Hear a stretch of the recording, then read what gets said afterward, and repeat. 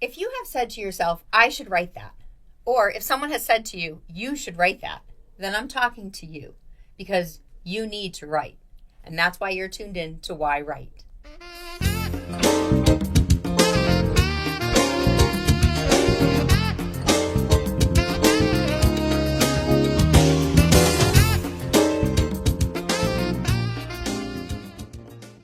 Hi, welcome to Why Write. My name is Angela Grout. Thank you for joining in to an episode to learn why writers are writing. And this show is not only about learning why writers write so that you can write your story, but also to find out what stories you should be reading.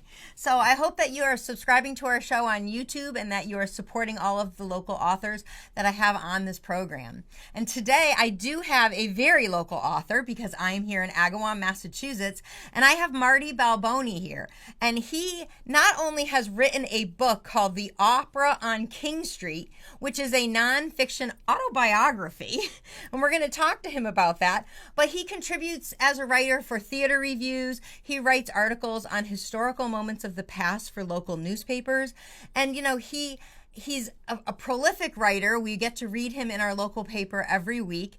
Today, we're going to talk about that. We're going to talk about the social dynamics of growing up in this town that we're in, Agawam, and what that has to do with the opera in King Street, which is the book he wrote. And he also is got a really good secret. And as an Italian, I'm hoping I can get it out of him. But he knows the secret of making good Italian star bread. No, I don't mess with family. All secrets. right. No way. Welcome to Marty Balboni. Yes, his family owns a bakery. That's right. A very nice Italian bakery here in Agawam, and they have really good star bread. So you're not going to tell us that recipe, huh? No, I'll put in a plug. It's down in North Agawam, right where the center of the book is. Yes, yeah, absolutely, yes. And it's still open and since 1912. Yeah, I know, amazing. And you can, when you drive in North Agawam, you can smell it too. So, all right, we're not going to get the secret on the star bread, but we will put in the location so everybody can go get it. So, welcome to the show. Thank you. Now, you and I met many years ago. I mean, not only through when I think I had my flower shop and all that, but we took writing classes together at the Springfield Museum. Right, with Danny Eaton. Yes, we were writing plays with him. Yeah. That was a very fun and interesting time for sure. Yes, it was. And you had already published your book, The Opera on King Street? Yes, I did. So this has been out for a while. I know it's very popular in the Agawam area for sure. I heard at some libraries the books are getting tattered. Yeah, Agawam. That's the one. I had to leave a couple other copies because demand. Well, I mean, this is an autobiography, and you're writing about North Agawam. And, you know, for people who don't know the Agawam area, back in, the 60s, 70s, very heavy mafia also. Very heavy Italians. Well, that would be earlier than the 60s, maybe 50s and 60s. Okay. Yeah. Yeah. And so, you know, the Opera on King Street, you know, it could be a play for sure. For sure could be a play. For sure could be a movie. But it's a book. And why did you write that? Why did you decide to do an autobiography in this form? Well, you know, I use a lot of personal, all my teaching career, I used a lot of personal things, experiences I had to illustrate certain points. For instance, we were studying about the industrial strikes in the 1890s, early 1900s, and I told my students about the fact that my grandfather had a big cane next to him, and it was actually a club. And I asked him, I was only a kid, I asked him about that. He said, "That's my baston." I said, "What's that?" He says, "Well, I used to have to fight my way past the picket lines to get to work in the paper mills." And so, you know, those are the kind of stories I like to use to embellish my classes. Yeah, and where North Agawam is set is right across the river from the paper mills fit right in with the book. I mean, that's part of the culture. Yeah. The paper mills, yeah. Oh, yeah. Yeah, I mean, you really grew up in the time where they were operating. Yes, they were. They're not operating right now, yes. Which is kind of sad. So when did you come up with the idea to do the Opera on King Street? Well, it was funny. I was about 74, 75 years old. I'm giving away my age, but I went to, you know the old saying, you see your old buddies and friends at weddings and funerals? Mm-hmm. Well, I went to a funeral for an old neighborhood buddy of mine by the name of Ray Nardi. His mom died, and she was just a sweetheart. And I was at the wake when I started to congregate with some old buddies from North Agawam. They all, a couple of brothers showed up, and we started talking. And the thing was, the theme that came out of our conversation was, how much has North Agawam changed? It's like a 90% change from when we lived there as kids. And so we started reminiscing about this and that and this and that. And I said, I got a card coming home. I says, there's nothing written about this. This isn't going to last. Well, we're gone. It's gone. Mm-hmm. So I decided I'm going to do what I can. So I use the autobiographical perspective, but that was mainly to I use that as a frame to try to instill and explain the culture and the intermingling of the Italian with the, quote, American culture. Mm-hmm. And that was my vehicle. Yeah. And because my family would certainly live the whole thing. Yeah. And I did too as a kid. And I mean, of course, I've read the book, and it's just neat to see the interaction of the Italian families in that area. And it doesn't even matter that it's the King Street neighborhood. It's really a lot of neighborhoods nowadays that have changed because, back then, I mean, even when I was a kid, you had this open door policy. You could just walk into anybody's kitchen and, you're smelling their mother cooking. And, it's it was very welcome and opening, and every house became a family to even other families. And nowadays, everyone just kind of sticks to their hub. And it's very sad. And I pray every day that, the world will open up a little bit more. Yeah. But you have a great way of embracing the reader's senses in this when you're talking about not only the smells of the food, but I'm going to use the word loudness of the opera. Yes. Because Italians can be loud. Yes. I mean, that's why I use the title of the opera on King Street, because first of all, I do like opera. My mother sang opera in the Springfield Opera Company, and it was always around my when I was growing up. And so I use it because opera has so many different aspects. There's drama. Yeah. There's sex. There's love. There's comedy. And I said, this is what King Street was like. It was like, when I was a kid, it was like an opera. Something's going on all the time. And you write a lot of it, from the kid's point of view. Yes. Even though it's a memory. Yes. Yeah. But you bring all of that. I mean, there's, definitely the drama and a little comedy in there, a little sex in there. Yeah, it's got it all. It's like real life. Yeah, that's what I tried. Anyway, that's what inspired me. And it just, actually, I found the writing not that hard. It was the editing and the getting it together. And that was the hard part for me. Yeah, I did a lot of writing when I was in college and when I was in teaching. So writing really wasn't a chore for me. Mm-hmm. And it still really isn't if I have a good topic. Did you map out how you were going to do it? Did you have an outline to say these are the topics I want to do? Or did you just sit and say I'm writing it? Up there. Yeah. That's all I did, yeah. And I find a lot of writers, I mean, especially with, an autobiography, but, just anybody who's writing, if you have that passion for the story, you sit down to the page and it just flows. Yeah. In fact, I found that the approach I did, I didn't try to really get in chronological. Yeah. Yes. I just picked an incident and I boom, out it came. And then another one, boom, out it came, and then I started having to put them together.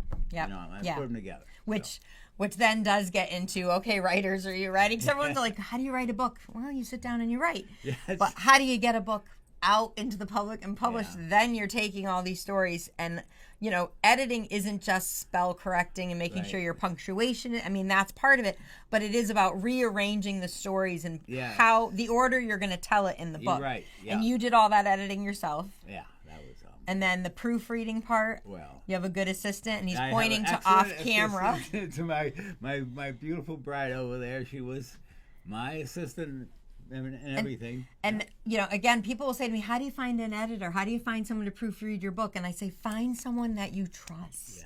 Find someone who knows your voice, because Yeah. a lot of times people will seek out an editor that they don't know anything about, and you need to know your editor because you want to make sure that they keep your voice authentic, which obviously your beautiful bride would make sure that happens. I have the technological aspects of it proofread by a friend of mine I taught with at Chicopee Comprehensive, John Kozakowski. He's a PhD in English, so he knows what he's doing. And basically I said to John, anything that's incorrect, of course I want to change it, but I want my mood in it. I want me in the book. Now, you did dabble in some playwriting. Yes. Why not make this a play? Why do a novel? First of all, it's too hard to put together as a play. Too many Could characters? you imagine the sets that would have to be Yeah, made? it's definitely a little more movie-ish. What I did is I took a couple of things and I wrote them, a couple of scenes from the book, and I wrote them in dialogue, in play form. Yep. And I haven't done anything with them because, well, first of all, they're a little controversial, and I think I sent it into the... No, I didn't. I didn't send it in, but I'm kind of reluctant on that, holding it back. It's I just read did a it couple. for fun.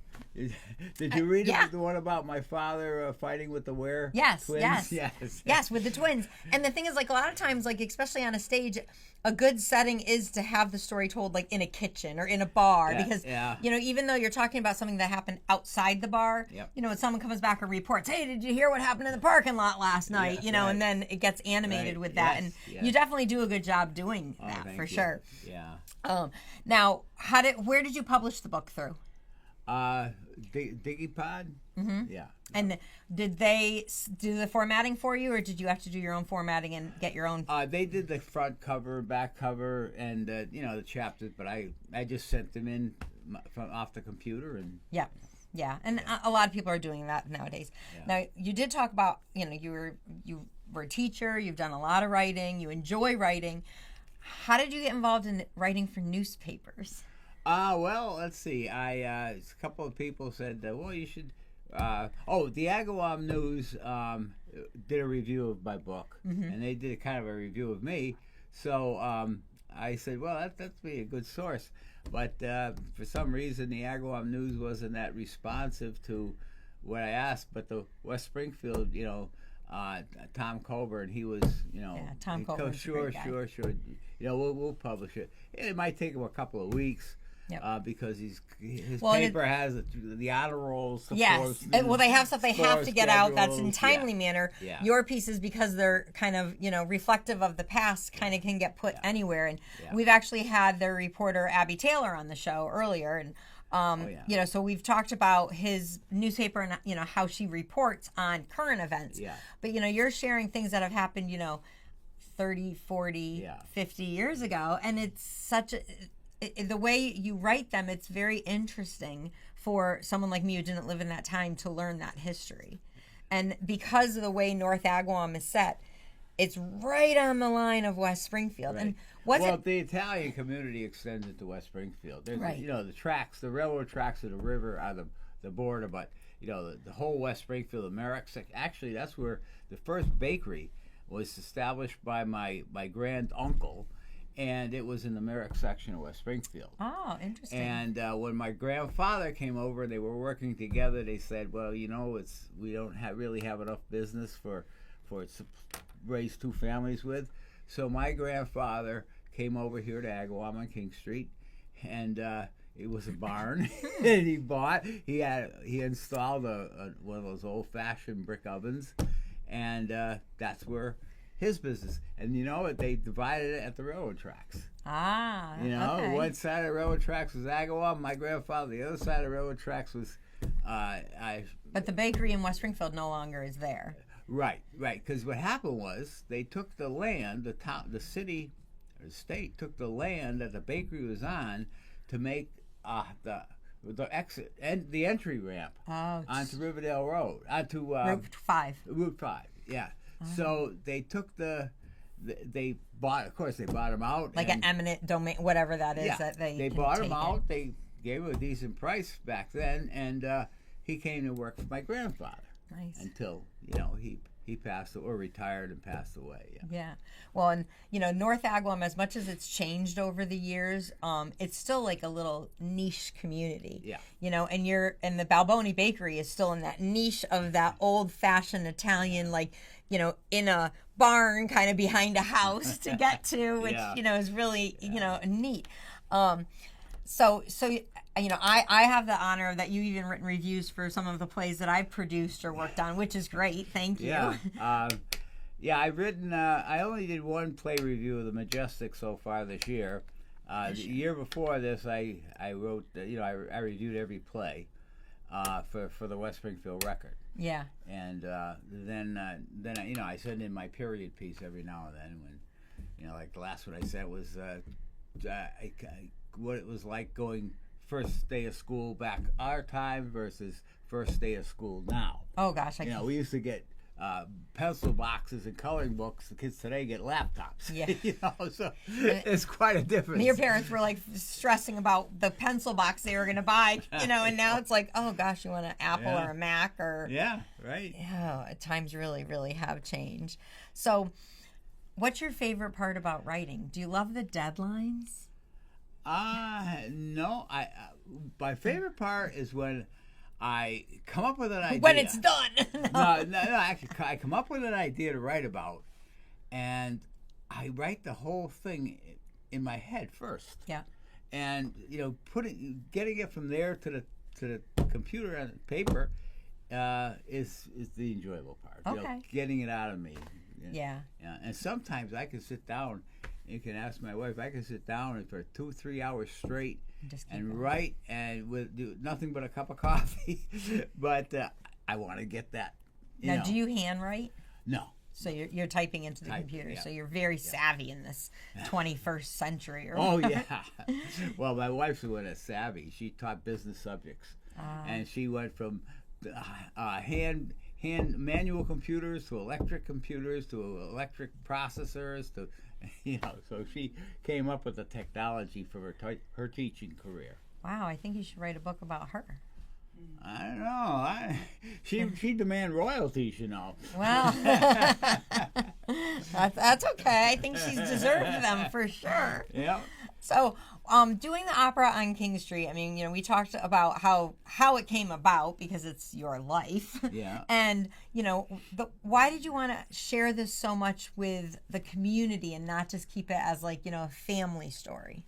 Well, because it was about a community. That's the basic reason. It was about a community the real heart of what I'm writing about is the Italian culture and its integration and its reactions to and how the cultures blended together and how the Italian culture was changed over the years. I was born at the right time so I could see the whole thing. Yeah. I saw it from back when we were just a small bakery to what we went ahead to do. Yeah. What are a couple? I'm gonna say what are the 3 best things about growing up in that era? Well, I think the honesty of everybody. No problems with that. Everybody was nice and friendly, and for entertainment, my parents would sit on our front porch and watch the opera on King Street. That's what they did. They would sit there.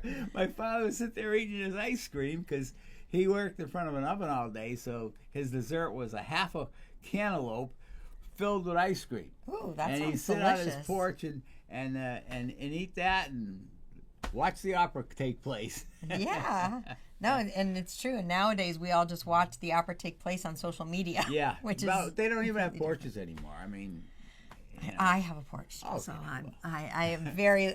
I have always said I need a house with a porch. Yeah, I have to have a porch to be able to watch all of that stuff and what goes on. What's the biggest differences that you see from back then when you watched the opera on King Street on your front porch, which you're still living in that area, to what you see now outside your front door? Oh, you mean on King Street? Yeah. Okay. Well, I don't live in King. I live in West Springfield now. Oh, I was thinking you still lived in that neighborhood. Biggest difference was the community. It was after dinner, people were outside interacting, especially in the good weather. They were talking, joking, playing. They were next door Italian clubs playing bocce.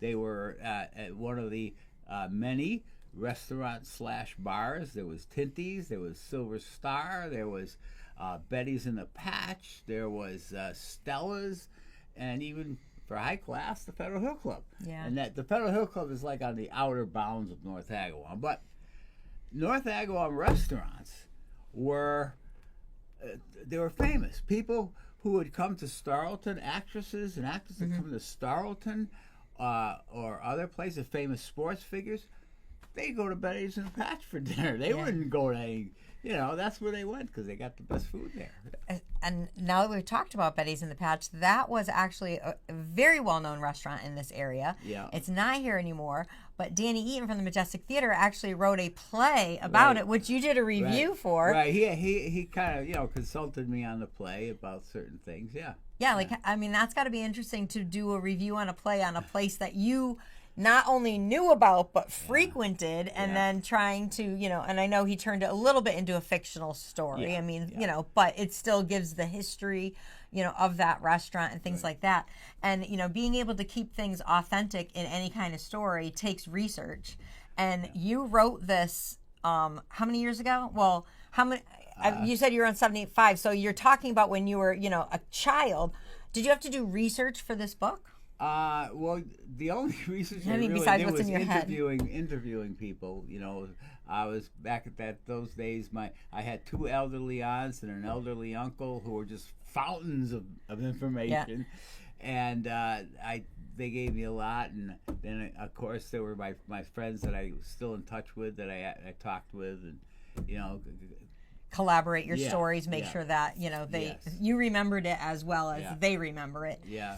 Because 2 people or 5 people can all have the same experience but have 5 different stories. Yeah, right. Especially when you're on an opera. I picked the best one.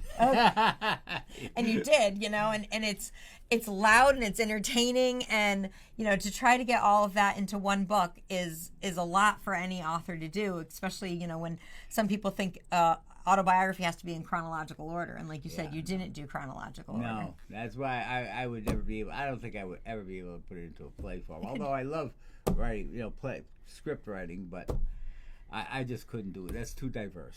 You don't think you'll just keep doing little scenes here and there, because it would make a good movie. Yeah. I can see the cameras coming in and zooming in. Yeah. And... Did I send you my script on that I wrote about the Ware twins? I don't want to say. Yes. I did do the twins. Yeah, that was good, and it's. I just think I find you're very entertaining, and when you're doing it, but it's educational because it's about that time frame still. Yeah. So what's next for you? Are you gonna? Well, right now I'm still writing articles for the paper. I don't have any big projects in mind, but my sons keep telling me, Dad, you gotta. See, because I got tons of stuff written that's never been published. It's somewhere in the computer, Dad, you got to put this all together and have like a book of different stories. Yeah. Short anthology of collection. Yeah, but that would be tough to do.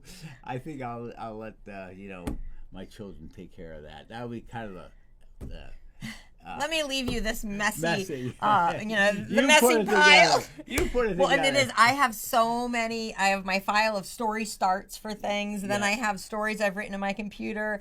And yesterday I was searching for this story, and I thought for sure I remembered the title of it, and I couldn't find it anywhere. And then I had changed it to The Blessing Hour. Yeah. And finally I found it, and I was so grateful. And then I opened up, and it's like almost 100 pages long.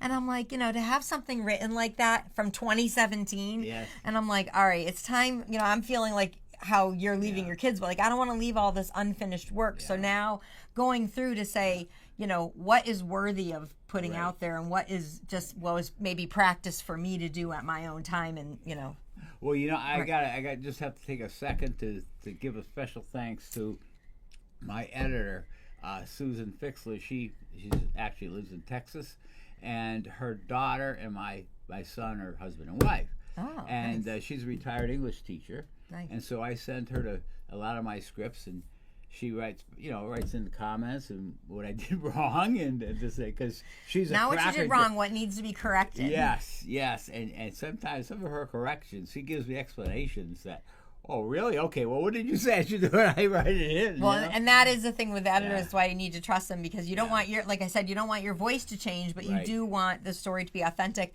And a lot of times with editors, I found where they say, I need more, you need to explain this a little bit more. Yeah. Because when we write, we think, oh, you know what I'm talking about. Yeah, and it's like, oh, no, describe that bakery more, or describe what the front porch looked like, or something, so for the audience. I can't forget to include her.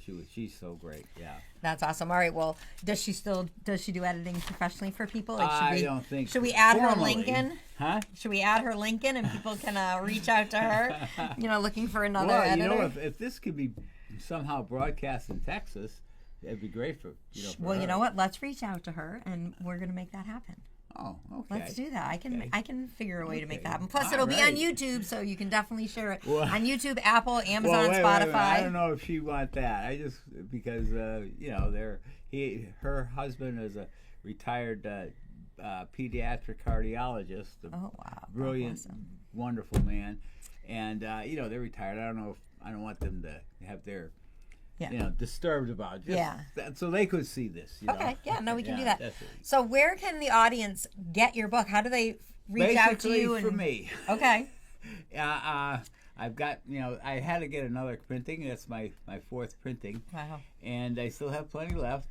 And if they write to me at, should I give my address? Give your address or your email, whatever you want. Marty Balboni at 25 King Street. No, not 25 King oh Street my anymore. Not 25 King Street. Well, here's a connection. I'm 25 Ohio Avenue. Okay. I got the 25. We went from King to Ohio. Yeah.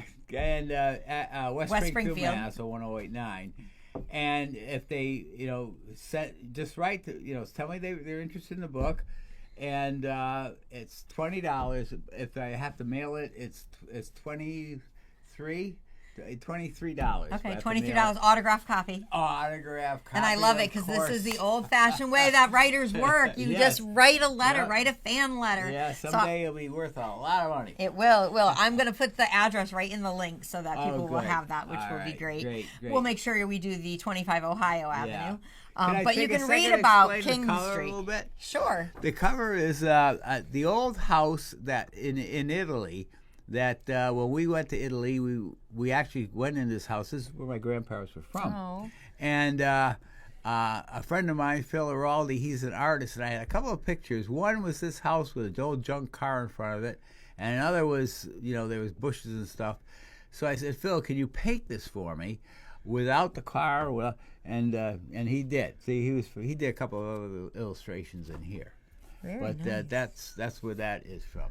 Of course, on the back, my mom and me, a cute kid, But I just would like to say, there's one other thing, with every chapter, I try to pair it with a song, a music. Oh, I forgot. I wanted to bring that up. Thank you. And for instance, on the prologue for the book, it's the overture from La Forza Destino by Verdi. And then what I wanted to ask you is, when you were writing that chapter, were you listening to it? Not really, though. Because some authors have like the playlist that they'll put out. So I'm glad you brought that up, because I definitely wanted to talk about that. Yeah, another one I wrote about when my grandfather was coming to Italy, seeing the Statue of Liberty, and he must have been thinking of missing Sorrento. Torno al Sorrento, I put that song in, and then a couple of modern songs I put in too. Because I did wonder actually that took me a lot of time, because I had a chapter written, and I said, what can I use to illustrate? Because it's an opera. Right. What music can I use to illustrate it? And that took me a little time. Yeah, so you wrote the chapter, and then you had to kind of think about what song might go with it. Plugged it in, yes. So, yeah, no, I really love that, and I'm glad that you brought that up, because I did have that in my notes here, and I forgot, because I was like, oh, in the opera part of it, there's this beautiful music. So, my big question, like I asked, was if you listened to that at the time that you were writing it, but you researched it to go with the writing. So, yeah, that's really good. And you gave credit to all the author, all the songwriters and things like that, which, is very cool, because someone who wants to read that chapter might just go to their phone now and type it in, and they could listen to the music while they read that chapter. I'm hoping that a lot of people will. Yeah. Because I love in fact, I wrote, it's not published yet, but I wrote a piece for the West Springfield Record on how I use music in my history classes. And when it comes out, you'll get a copy. All right. I'm excited about that. I can't wait. Yeah. Well, thank you so much for coming on the show. It's great. Thank you. This is Marty Balboni, and I'm going to put all the links below. And I think everything that you've said today has helped writers who are learning, to get their story out. And it's a great book to read, so I hope that you're going to get a lot of letters in the mail over in West Springfield for requests. Just send the money and you get the book. Case closed. Case closed. I like that. All right. Well, very quickly, this is the point of the show where I give my writers a writing prompt. So I'm going to give you your writing prompt to do when the show ends. And today I want you to visualize in your head the house one of the houses, in case you had many, a house that you grew up in. And I want you to be an outsider and talk about what you see, what you observe. It might be you're talking about, what you're actually seeing for what the description of the house is, but maybe something that you're hearing that's going on in that house. And it's, a little bit of a writing exercise in being an observer and to write what you see. So close your eyes, think about that childhood home, and just write for 10, 15 minutes on that. Once you get started, you may keep writing for 3 hours with only 1 cup of coffee, like Marty Balboni. So again, thank you for tuning in to Why Write. Thank you to Studio 954. And I look forward to seeing you next episode. And don't forget to send Marty a nice little fan mail. Have a great day. Thank you. Bye-bye. Bye now.